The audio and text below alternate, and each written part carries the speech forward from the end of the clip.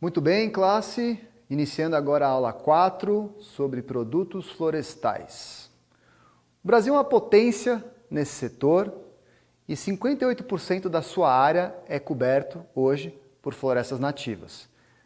Apenas a Rússia tem uma área maior florestada percentualmente em comparação ao Brasil. A economia florestal do Brasil já movimenta 18,5 milhões de reais, incluindo aí espécies nativas e espécies plantadas, e gera mais de 500 mil empregos no Brasil. O número é grande, mas o potencial é muito maior do que isso. Nessas aulas, assim como nas outras, a gente vai explorar um pouco o histórico do setor, como vetor do desmatamento, mas também da conservação das florestas, uma visão geral dos principais riscos atrelados a essa relação e os caminhos para uma boa gestão florestal dentro do setor. Vamos começar então com um panorama do setor aqui no Brasil. Em 2018, conforme dados do Ministério da Agricultura, as exportações de papel, celulose e madeira do Brasil somaram 14,2 bilhões de dólares, quase o dobro do setor sucroenergético e um pouco abaixo das exportações de carne. Existem dois modelos principais de organização nesse setor. Os produtores de celulose, papel, lâmina de madeira, chapa de fibra e madeira aglomerada é um setor dominado por poucas empresas de grande porte, integradas verticalmente da floresta até produtos acabados e que atuam na produção até o comércio. Já os produtores de madeira serrada, compensados e móveis são organizados em grande número de empresas de pequeno e médio porte e de menor capacidade empresarial.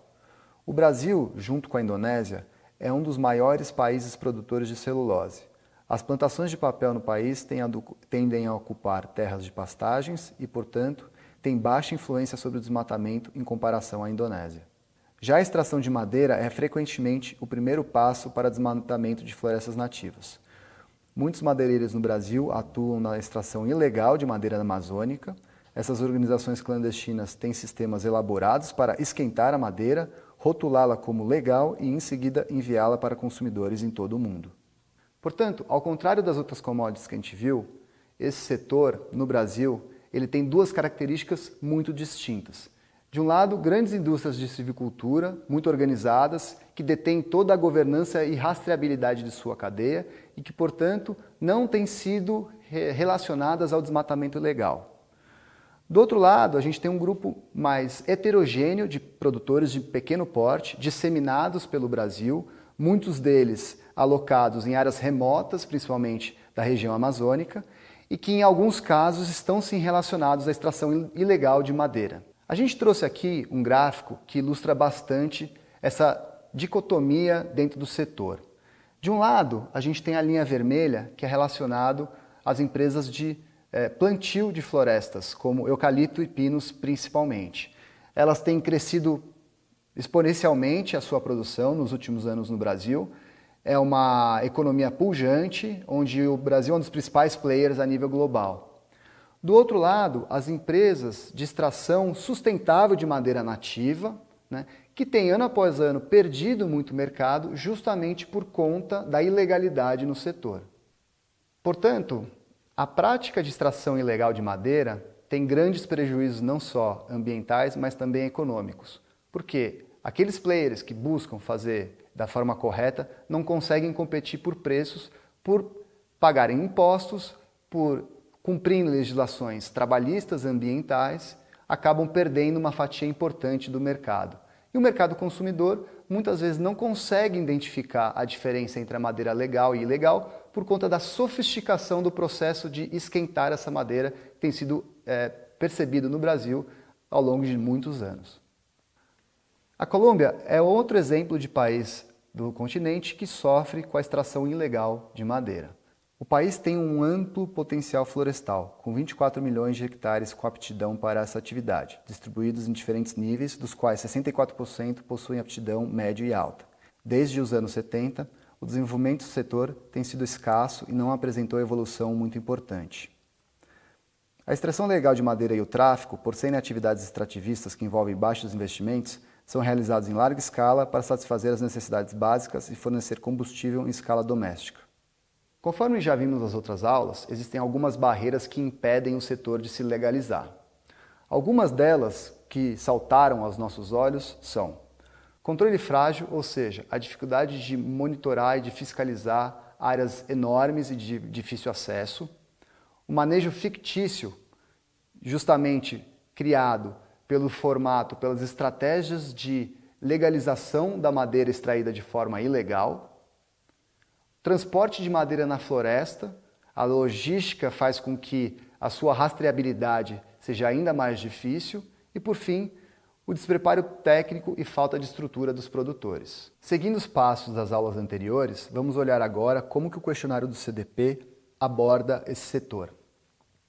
Lembrando que a gente vai explorar mais a fundo o bloco de questões de implementação e as 3 questões clássicas que você já conhece.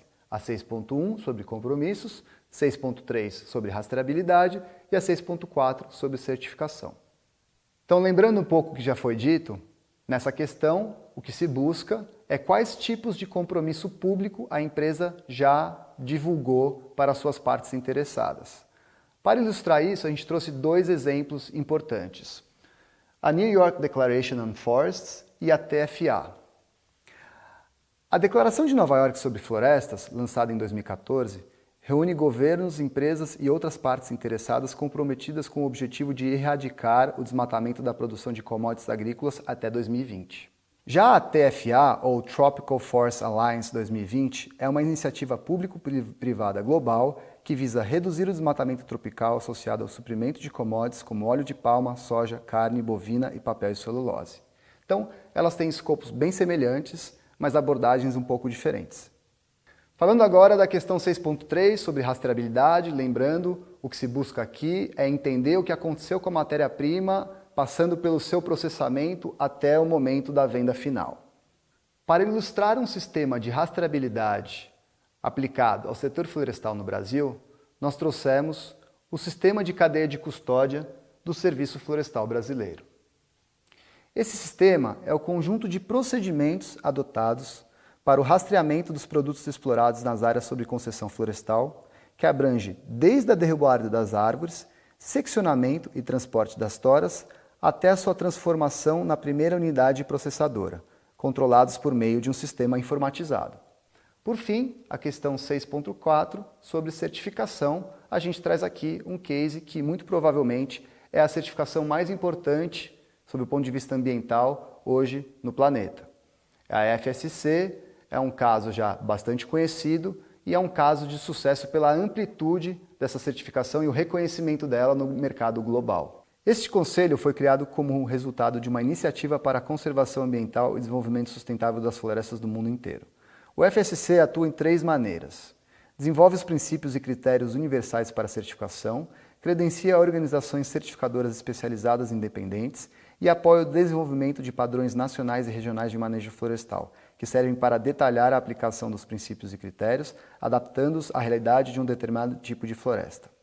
Além dessa certificação, que já é bem conhecida, existem algumas certificações brasileiras e regionais. A gente vai ter bastante informação sobre isso na apostila. Não se esqueçam de baixar e ler.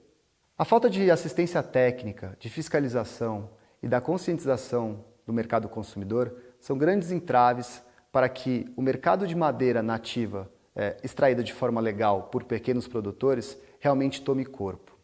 Essa situação acaba alimentando um ciclo de degradação ambiental e de pobreza.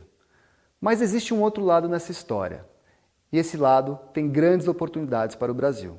Com uma gestão sustentável da madeira nativa, a gente consegue gerar empregos e rendas nas regiões mais pobres do Brasil, aumentar a arrecadação de impostos, portanto com benefícios muito importantes para o poder público, tangibilizar o valor econômico da sustentabilidade e da floresta em pé, e cumprir, de quebra, os compromissos assinados pelo Brasil no Acordo de Paris, lembrando, um acordo relacionado à redução das emissões de gás de efeito estufa. De qual lado dessa história a sua organização quer estar? A gente vai querer ouvir um pouco mais de vocês lá no fórum. Eu fico por aqui e a gente se vê na aula 5, a última aula do módulo.